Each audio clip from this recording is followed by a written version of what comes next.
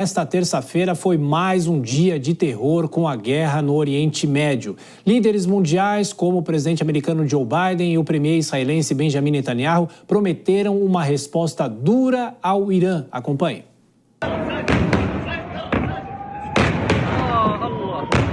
Como já tinha anunciado, Israel avançou com uma ofensiva terrestre controlada no território libanês. Em retaliação, o Irã disparou mísseis em direção ao país. A Guarda Revolucionária Iraniana afirmou que o ataque é resposta às mortes do chefe do Hezbollah, Hassan Nasrallah, e do líder do Hamas, Ismail Haniyeh. Os militares israelenses ressaltaram em um comunicado que os sistemas identificaram cerca de 180 mísseis disparados do Irã. O espaço aéreo de Israel foi fechado por cerca de 1 hora e reaberto após o ataque, conforme anunciaram autoridades aeroportuárias. Nas cidades israelenses, a terça-feira foi de alerta e de medo.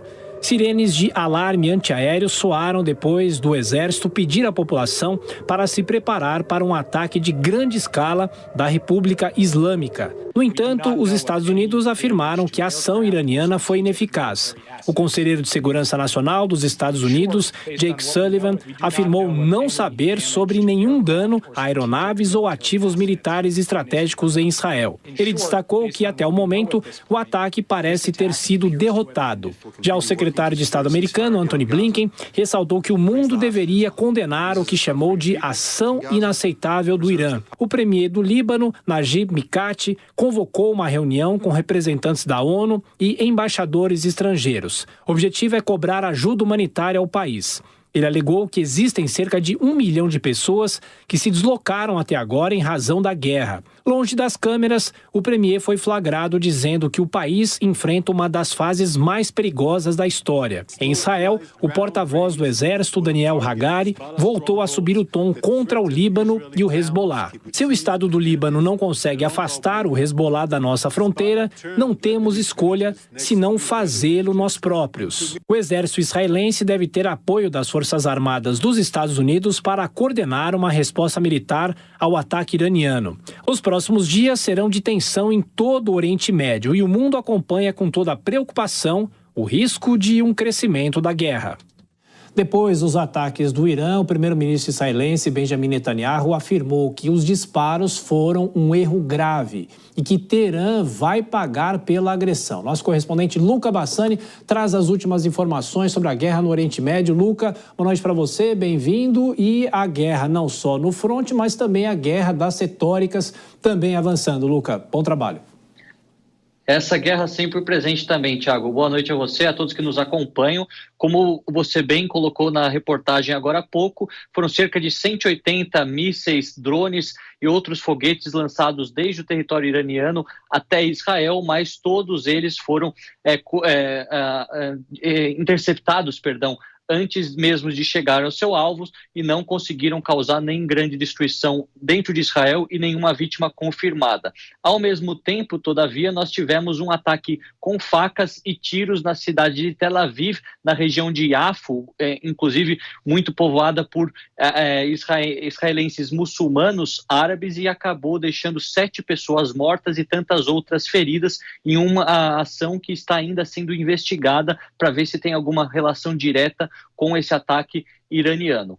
Porém, a grande preocupação é sobre as próximas horas, os próximos dias. Se o Irã voltará a atacar durante essa madrugada aqui já na Europa, na Ásia, e se provavelmente os Estados Unidos e Israel responderão de imediato ou responderão ao longo prazo. Não podemos esquecer que em abril houve uma ação muito parecida com essa realizada pelo Irã, onde cerca de 300 mísseis e drones também foram lançados, foram interceptados por Israel, os Estados Unidos, até mesmo países árabes como a Jordânia e a Arábia Saudita ajudaram na coordenação desta ação de defesa, e naquele momento decidiu-se por não responder aos iranianos. Agora Netanyahu diz que o Irã e o governo dos ayatolás irão pagar por todo esse ataque que foi causado a Israel, e os Estados Unidos também, em entrevistas concedidas pelo porta-voz do Pentágono, confirmaram esta mesma retórica. Não sabemos ao certo como essa resposta acontecerá, se as instalações nucleares do Irã serão atingidas,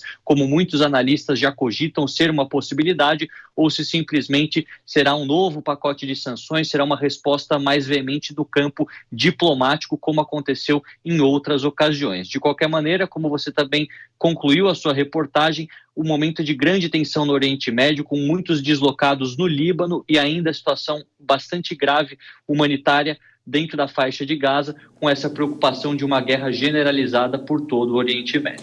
Ô Luca, você aí na Europa, claro, acompanhando a repercussão de tudo, a própria União Europeia reprovou o que está acontecendo, obviamente, o governo dos Estados Unidos também. De que forma a diplomacia pode reagir, mas é aquilo que a gente vem falando não só nessa guerra que vai completar um ano na próxima semana, na segunda-feira, mas também na guerra da Ucrânia. Ou seja, há uma reprovação diplomática, mas no campo de batalha não muda nada, né, Luca?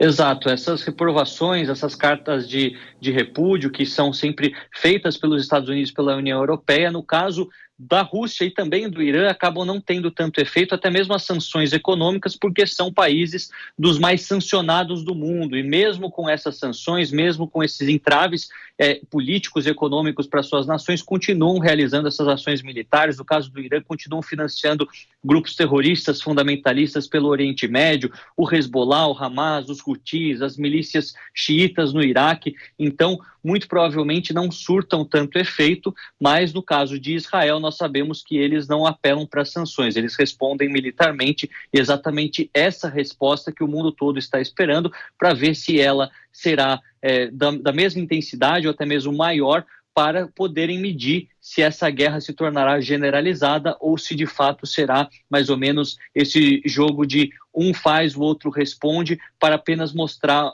a quantidade de poder e também a capacidade bélica de cada um deles. Lembrando, é claro, que o Irã tem uma indústria de drones muito potente, mas tecnologicamente falando, o exército de Israel ainda continua sendo superior e é um dos maiores do mundo e também do Oriente Médio. E Luca, e como toda vez acontece, há uma saída de pessoas fugindo, claro, dos pontos, dos locais, das cidades. A gente já viu isso na guerra na Ucrânia e também com o ataque pelo Hamas, no caso que nós acompanhamos há exatamente um ano. Como que está essa preocupação? O que a Europa fala? Podemos ter uma nova leva de refugiados a partir do Oriente Médio? O que é possível esperar? O que os analistas falam por aí?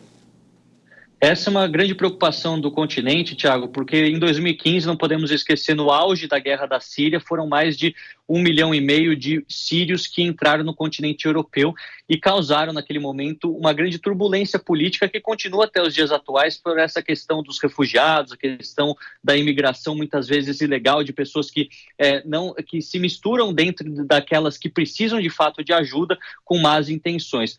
Atualmente, a gente vê que no Líbano essa também é uma hipótese cogitada, já que a gente vê muitos libaneses entrando na Síria, um país que é considerado ainda relativamente perigoso, mas mais seguro do que certas regiões do Líbano. Cerca de 100 mil libaneses fizeram esse caminho e tantos outros pretendem também fazer o caminho para a Europa e para outras nações árabes mais seguras, como a Jordânia, como o Egito. Então, isso causa uma crise de refugiados local, regional inicialmente, e depois pode sempre respingar, se assim podemos dizer, para a Europa, o que preocupa os líderes europeus, que já têm sido muito cobrados por essa questão da imigração, da concessão de asilo político, asilo por conta de guerras para tantas pessoas. Então, os europeus pedem para que haja um momento de calma, um momento de cessar fogo, para que esse conflito não se transforme em algo muito maior, mas nós sabemos que, de fato, muitos desses apelos nunca são escutados e a guerra tem se mostrado cada vez mais cruel há quase um ano. E mais um destaque falando, houve um ataque também em Tel Aviv, e eu pergunto para você, o poderio bélico desses países envolvidos, porque o próprio Irã pede ajuda, né? O Líbano, ao que tudo indica, não tem tantas condições assim de se defender de novos ataques de Israel. De que forma esse poderio bélico vai interferir na sequência desse conflito, da continuidade dessa guerra? Que, obviamente, é um conflito que entra num outro patamar, não é? É importante a gente dizer, Thiago, que dentro do Líbano tem o exército do Líbano e tem o Hezbollah. E muitos acreditam que o Hezbollah tem um poder de fogo muito maior que o próprio exército nacional do país. O ponto é que durante as últimas semanas, e principalmente durante o último final de semana, as principais lideranças do grupo foram eliminadas, foram assassinadas por Israel, o que deixou mais ou menos uma grande preocupação sobre a questão da liderança e mostrou também quão frágeis são as questões de segurança envolvendo esses membros sênior de cada um desses grupos.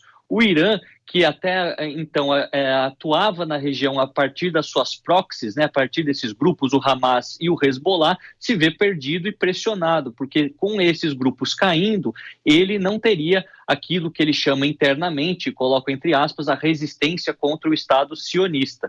E nesse momento nós vemos que ele parte para o embate direto com Israel.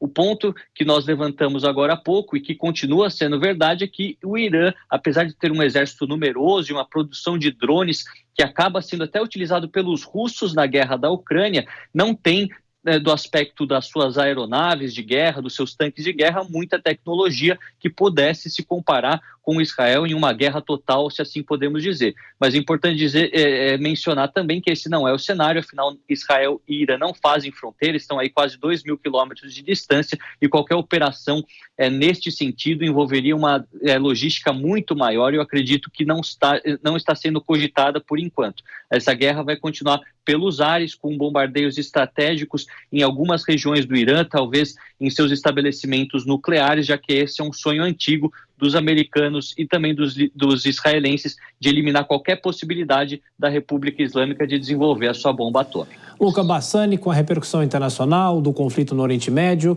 e a gente volta a se falar. Luca, bom trabalho para você, até mais tarde.